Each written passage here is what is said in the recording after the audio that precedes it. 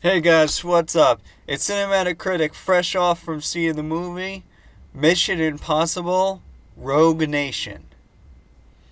Now, there have been a lot of Mission Impossible movies, and people say arguably they're getting better. And I know that people were falling in love with this one, and I just couldn't wait to see how it delivered. And I gotta say, I'm honestly a little disappointed. This is my opinion, but you've gotta at least see my point of view here. See the negatives that did happen in this movie. I mean, it is very hard for a movie to zone me out. There was actually about 15 minutes of this movie where I actually zoned out for a little while and couldn't focus on what was going on because they weren't really continuing the story. It was one of those cases where they threw it all on action and the story didn't really progress. We'll get to that moment when we get to it. But let's talk about how this movie begins. It starts with, of course, the Impossible Mission Force, the IMF, being disbanded by this guy who runs the CIA, if I'm understanding correctly, and that would be Alec Baldwin. And I saw him, and I knew, yep, that's Alec Baldwin, and the name of his character is Alan Hunley. Now, Alan isn't in this too much. He does play a role here or there where it is kind of important. So it is important to have that character in here, especially near the end. But he's not one of the main characters. He's not an antagonist or protagonist. He's one of those side characters. All the same, Alec Baldwin, good job acting in this. I will say the acting was definitely good in this movie. I mean, Tom Cruise, who hates Tom Cruise? Not me. I love Tom Cruise. Not like that. Love him as an actor. We also got Jeremy, some last name, Jeremy Renner as William Brandt, the director of the IMF. He's kind of, I think he does have a kind of M-like attitude from James Bond.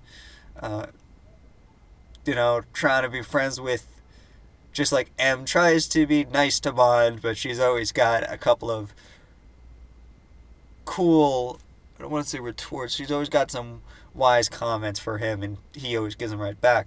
And I think I think William and Ethan Hunt definitely have that sort of, maybe not to the same extent, but some form of relationship like that is. Um, then we got Simon Pegg as Benji Dunn. Um, Definitely a different type of acting here.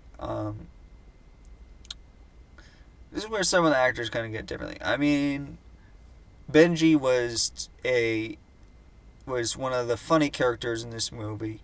A little more funny, and one thing that I do agree with is I don't remember too much about the older movies because, well, I don't often remember the stories of action movies. I remember the action sequences.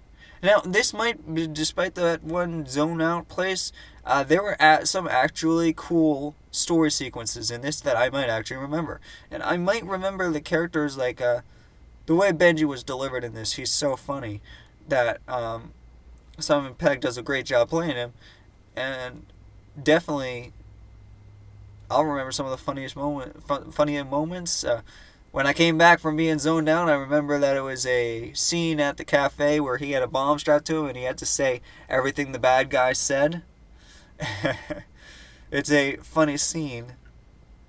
And no matter what, no matter how I rate this movie in the middle, it's still probably going to be worth seeing. All you Mission Impossible junkies and action people, definitely. If you're looking for a hardcore story, then maybe not. But we'll get to that when we get to story. Last two I want to talk about. The last two actors are Rebecca Ferguson as Lisa Faust. So basically, she's the main girl in this. She does kind of have a Bond girl attitude, yet at the same time, she's also trying to be a bad beep a bad beep, I don't want to actually say the word, but you know which one I'm talking about. We got Ving Rhames as Luther Stickle.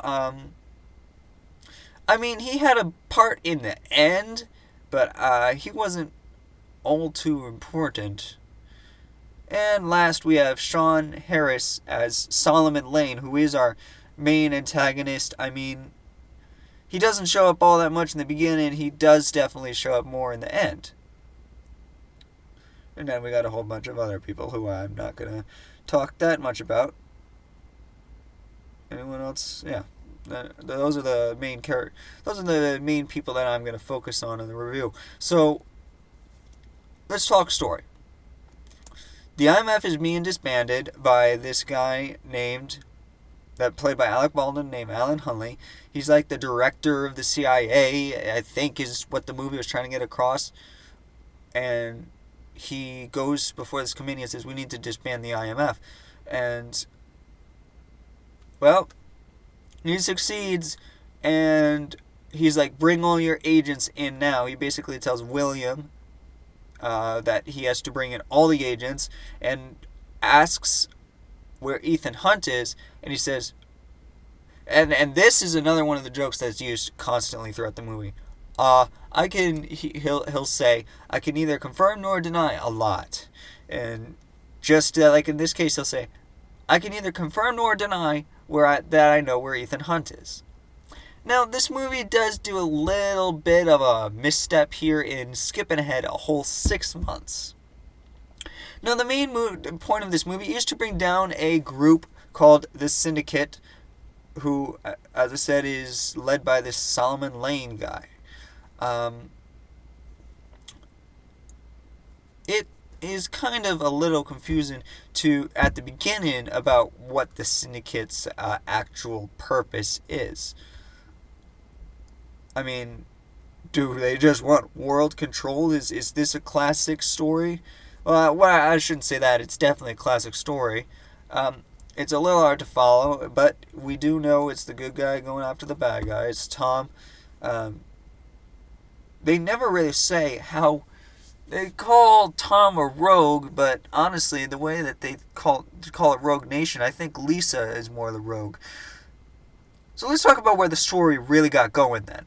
The story really got going when they're at that opera scene where we've got Tom Cruise, the Ethan Hunt that is, he meets Lisa Faust, who she's about to assassinate it seems she's about to assassinate the Prime Minister, who was actually on here, played by Tom Holland. Tom Hollander plays the Prime Minister in this. Not a huge part, I don't know, but he definitely... I don't remember too much about the Prime Minister, because he's kind of a forgettable character. He is important in that first scene where Ethan meets Lisa, and they do... Well, you would think they would have some kind of battle, but there's actually another bad guy there who, name not important, who she is actually, if I understand correctly, she's trying to stop. Ethan doesn't know this, so he stops her, and then he tries to stop the other bad guy too, and then she's like, I was trying to stop that bad guy. And the way that they were both trying to stop him is to shoot a shot near the Prime Minister without actually killing him. Great idea. But the way that they go on with this opera scene, I would have to say that the opera scene was easily my favorite scene in this whole series. It's the one that I remember. And when I say the whole series, I mean all the movies. So that's saying something. It's got just the right amount of funny. It's got a spy feel to it, which I really like spies. Can't wait for the new James Bond to come out, for example. Anyway, we move on with basically this girl saying, you're going to have to trust me. We've got Benji there saying, no we don't. We don't have to trust you. No, we don't.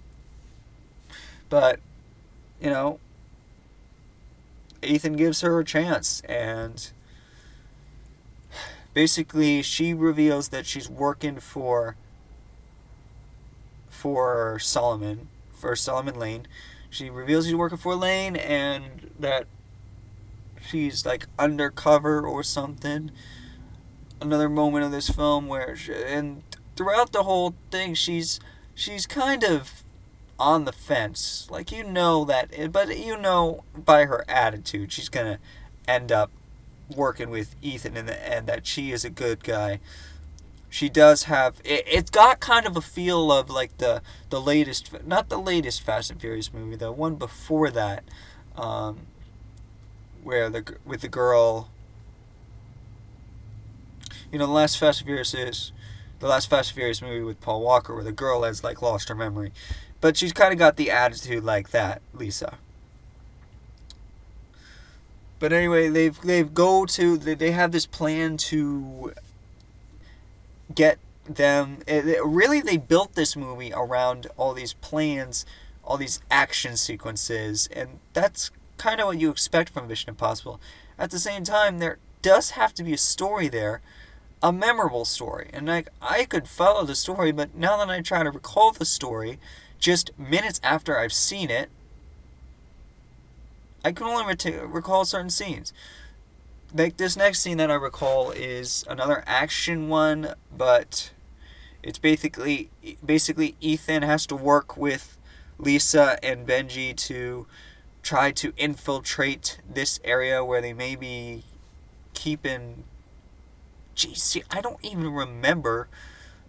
I know I was gonna give this movie a lower rating than a middle of the road rating, but I can't even remember the plot. I remember all the characters, because it was a good job with the characters. I remember that the beginning was like they were after nuclear devices, so for sake of argument, let's say that's what was going on here. Anyway, they had to get some flash drive from this place in that second action scene. It was, again, like a spy thing where Ethan had to go underwater, hold his breath 3 minutes. He had to implant this thing for a machine so that instead of the normal person who would like be walking through this machine that scans you, looks at your walk-in patterns, takes all your biometrics, he instead had to insert Benji's in there so Benji could walk through the machine and scan all his biometrics and still get in to get this flash drive or be a diversion. And of course, after that, we get another cool chase scene. The problem with this scene is it ends with her apparently going back to Lane. And I realize I've jumped a bit, but that's because that a lot of this movie is action. There's not too much story to be told here. And honestly, this is about the time that I started to fall asleep. The fact was that there was no story for me to hold on to. Whenever these action scenes came up, yeah, I was engaged. And whenever the characters were in play, again, engaged.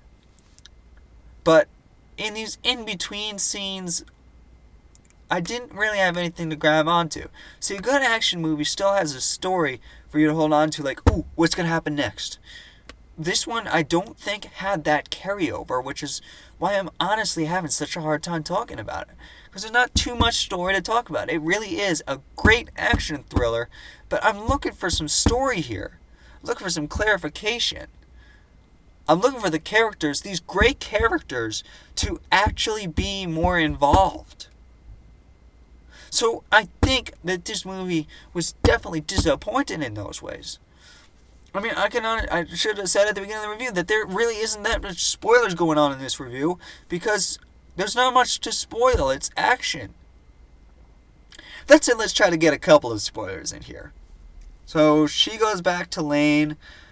We get another funny scene now where Benji, I mentioned I was going to bring this one up, where Benji has a bomb strapped to him, and he is saying things like, I am part of the syndicate. And then I was like, well, you are?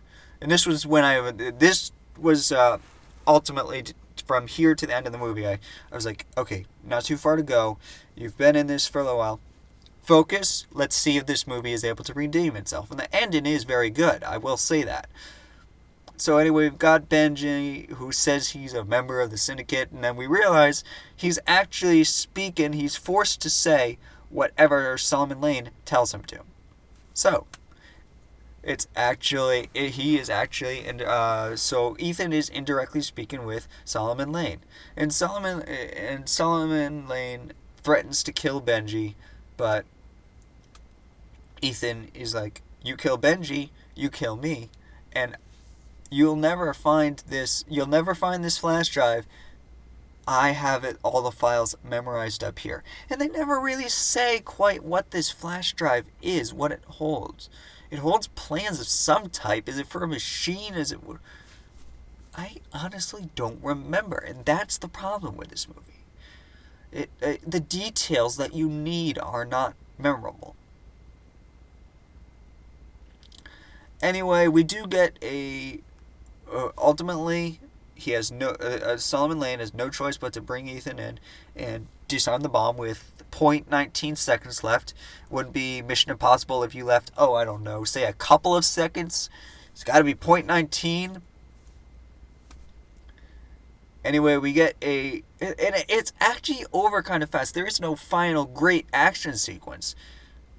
There is a couple of minutes of action, and then just like that, now that I think about it, Solomon Lane is caught.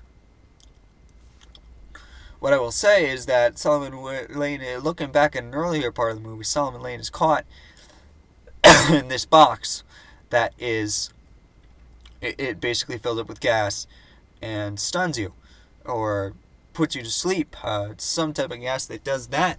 And that gas is actually used by him on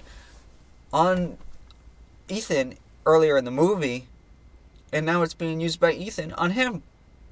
And then he's captured by the police. And I like the very end where they actually have, let's see, that guy, what was his name?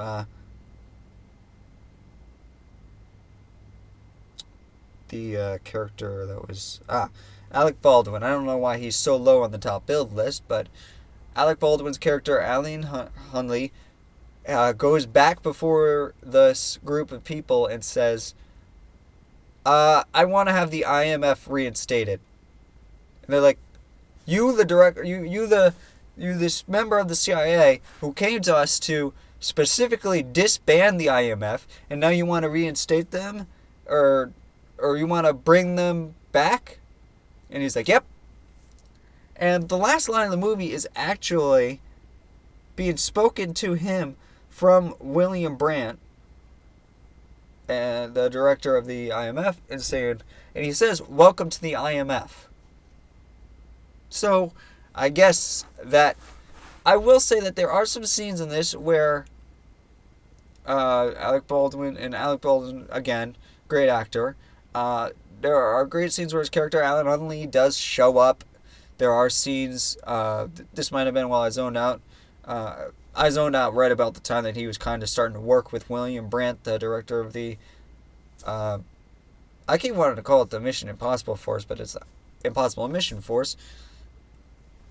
And they do start working together, and William Brandt does come to help out Benji and Ethan, and he brings along this guy named Luther Stickel, who, as I said, doesn't show up until the last third of the film, but it's great when he does show up, because honestly, he was probably one of the best actors in this movie. So good job, Ving Rhames. But this movie as a whole, I just don't think it came together. And I'm sure that there are people out there disagreeing with me. Heck, I think the critics, what did the critics rate this? Let me pull up Flickster for a second. Because I know it was getting a decent rating, and I know that Fantastic Four, which I also plan to see, is originally at an 18% critics rating, is now down to 9. Ouch. And that users aren't liking it either. I also was surprised to see a 100% rating for Shaun the Sheep. It's like, really? Don't time me yet. Forgive me for 1 second. You know what? It's still recording. I know it is. So we'll just finish this off like this. Bear with me for 30 seconds while I pull up Flickster.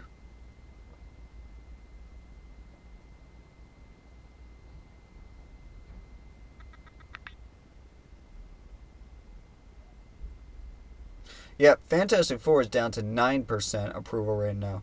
Shaun the Sheep is down to 99 from 100, which is still not bad.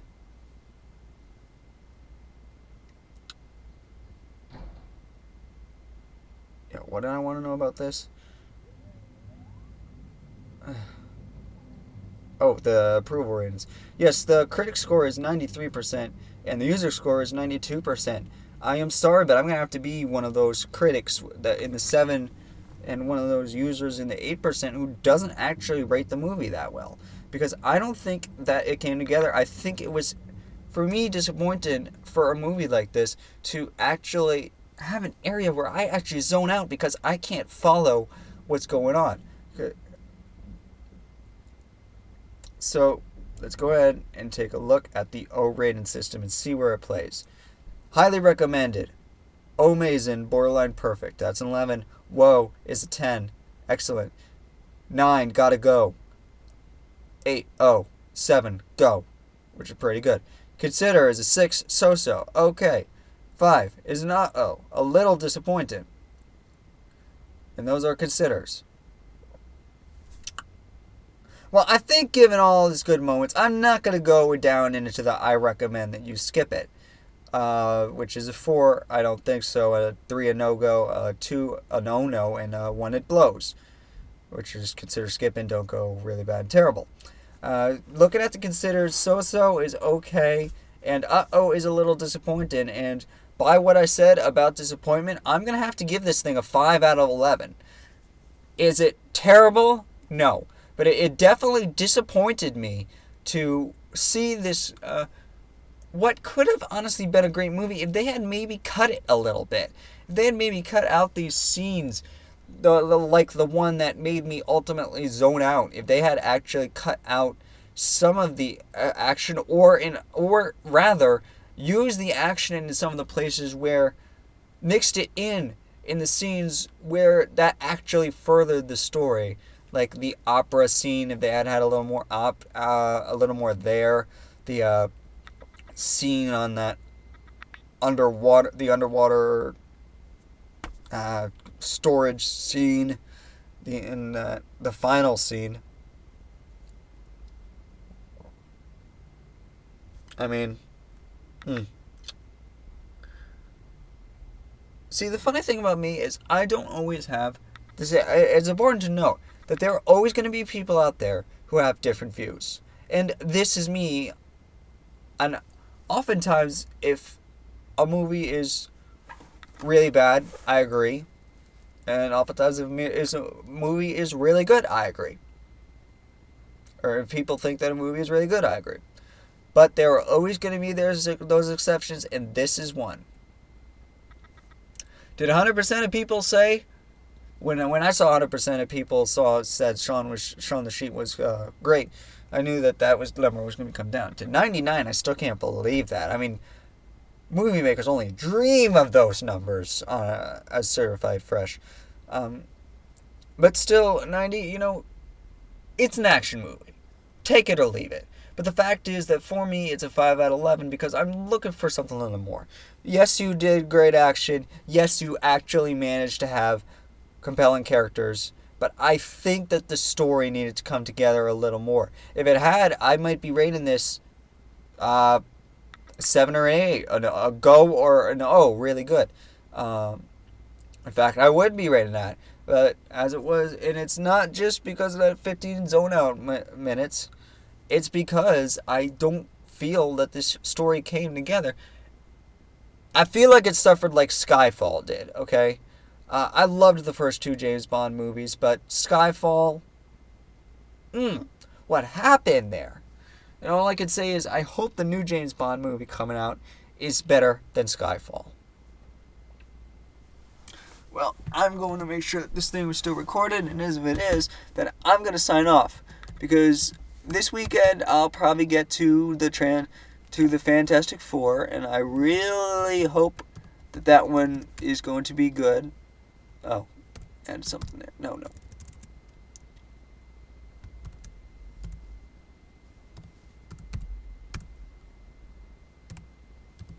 Apologies, working in the dark is working in the dark is hard. And there we go. All right. So yeah, I think that's pretty much going to do it for this review. I realize it is one of the longer reviews. I am trying to keep all my reviews around 20 minutes. I realize it might not be one of my better reviews either, because I pretty much droned on about how this movie was missing a story. But guess what? That's what a critique is. I felt this movie needed more help on the story. Everyone's got their own opinion, and this is mine. Take it or leave it. And I did give the movie some compliments. I gave it compliments on its actors, action. I did not see it in the IMAX. I can tell you that, and that could actually be a drawback. Not that I didn't see it in IMAX, but you can tell some of these scenes were made specifically for IMAX. Even on a normal screen, you could tell which scenes were made specifically for IMAX, and they definitely stuff a bunch of those in there. And they're doing that just to get you to go see it in IMAX. If I had gone to, that's 3D is one thing, but I don't think that going up to the IMAX for this was worth it, and I'm glad I didn't. Because it wasn't worth the money to see it in IMAX. I ultimately don't go to movies for the action. I know. Surprise, surprise. I ultimately look at characters, story. I'll look at whatever is in the movie genre. Like, is it funny for kids? Does it have a good moral? In the case of action, does it have good action? And yes, but it all needs to come together. And it just, in this case, I would go so far as to say that there is a story here, but it just didn't all come together. And that is ultimately where it failed. And that is ultimately why I have to give it a 5, which is a little disappointing. It's still under the consider classification, so if you're still a fan of Mission Impossible, or if you're an action buff, there's definitely something here. I think that they should shorten the movie a little bit more, put a little more focus on the story, and this could have been great. I mean, the fact is, you have to sit through 2.5 hours, and a bunch of it's filler. And one thing's for sure, I definitely learned a few things from my movie. What did I learn? Yeah, I learned I've definitely got more scenes to cut, because, yep, I'm still going on my movie. If you didn't see anything about, like, the whole mascot movie, it's actually going good. But this video is not about that. This video is about Mission Impossible. I'm going to try to run it to 30 minutes. See if there's anything else I can say in the last minute 20. Any thought that pops into my head that I might have missed?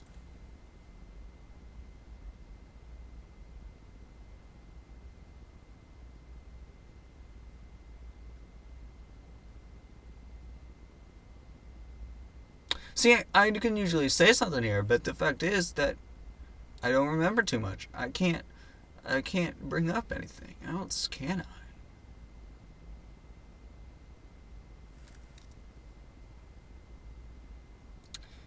One thing I could say is that the reason that I've had a problem with this review is because it is a harder movie to explain. It does have its confusing moments, and ultimately, video movie with confusing moments is going to be harder to review, because you don't want to confuse your viewers, and I clearly probably have. So maybe this isn't one of my better reviews, but honestly, this wasn't one of my better movies. Sorry.